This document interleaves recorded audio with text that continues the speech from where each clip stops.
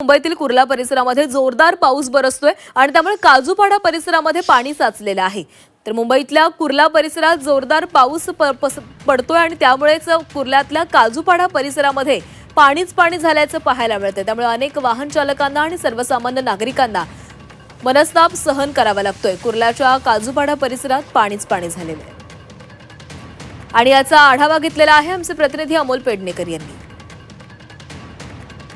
आपण परिस्थिती पाहू शकता, संपूर्ण जो रोड आहे तो पूर्णपणे पाण्याने व्यापलेला आहे। 1.5 फूट पाणी या ठिकाणी आपल्याला पाहायला मिळतंय। त्यातूनच हे सर्वजण मार्ग काढत आहेत। या ठिकाणी जर आपण पाहिलं तर या गाड्या वगैरे सगळ्या आहेत त्या या ठिकाणी थांबलेल्या आहेत। काही ठिकाणी जर आपण पाहिलं तर संपूर्ण जो परिसर आहे तो जलमय झालेला पाहायला मिळतोय। सकाळपासून पावसाची जी संततधार सुरू आहे त्याचा परिणाम जर आपण पाहिला तर कुर्ल्याचा जो काजूपाडा परिसर आहे त्या ठिकाणी मोठ्या प्रमाणावर पाणी साचलेलं आपल्याला पाहायला मिळतंय। अमोल पेडणेकर, झी मीडिया, मुंबई।